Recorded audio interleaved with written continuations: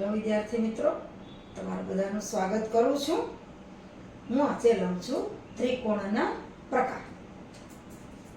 તો ત્રિકોણના પ્રકાર બે રીતે પડે છે. આપણે જોઈએ હમણાં.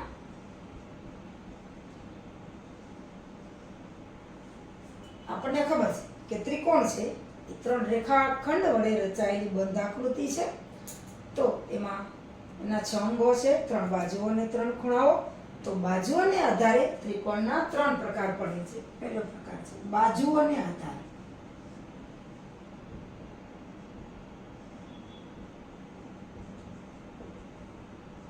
ત્રિકોણના પ્રકાર.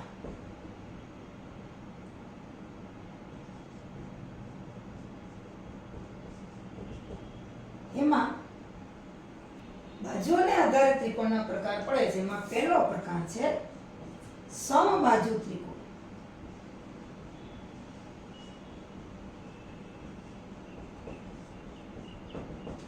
સમ સરખું, બાજુ જે ત્રિકોણની 3 બાજુઓ સમાન હોય, એટલે કે એના માપ સમાન હોય, એને સમબાજુ ત્રિકોણ કહેવામાં આવે છે. ધારો કે આ ત્રિકોણ છે આપણી પાસે, A, B અને C હોય.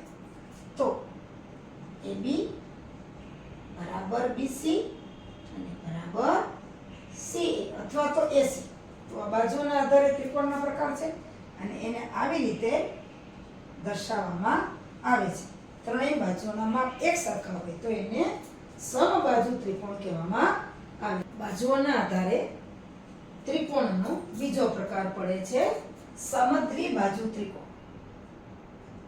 સમદ્વિ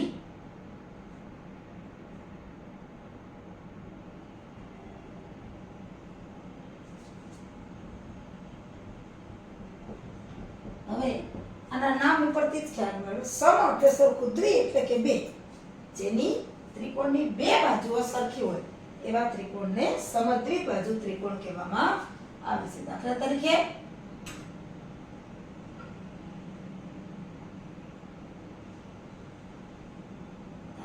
બતાવો તો AB, BC અને AC.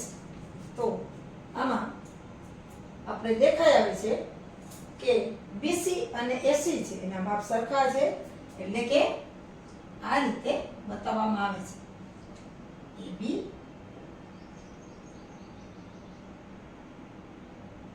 અહીંયા આ ત્રિકોણમાં AB અને BC સરખા નથી.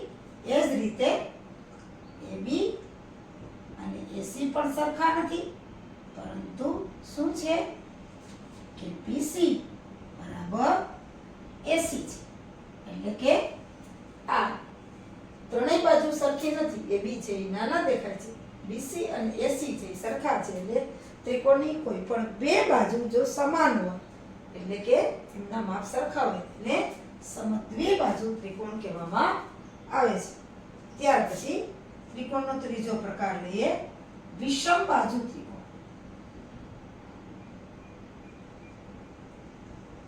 વિષમબાજુ નામ ઉપરથી જ ખ્યાલ આવી જાય. જે ત્રિકોણની કોઈ પણ બાજુ સમાન ન હોય એવા ત્રિકોણને વિષમબાજુ ત્રિકોણ કહેવામાં આવે છે.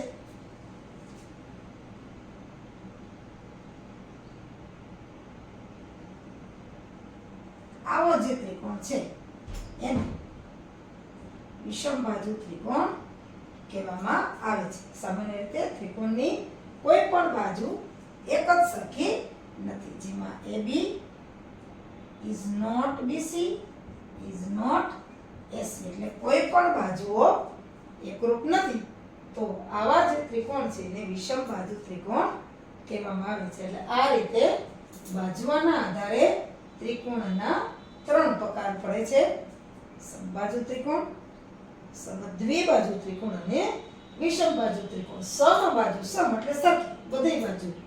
સમદ્વિ એટલે કે જેની બે બાજુ સરખી છે એવો ત્રિકોણ. અને વિષમબાજુ જેની એક પણ બાજુઓ સરખી નથી, એટલે કે 3 બાજુઓ ના માપ છે એ જુદા જુદા હોય અથવા તો અલગ અલગ હોય તો આને વિષમબાજુ ત્રિકોણ કહેવાય. આ રીતે ત્રિકોણના બાજુઓને આધારે એના 3 પ્રકાર પડે છે.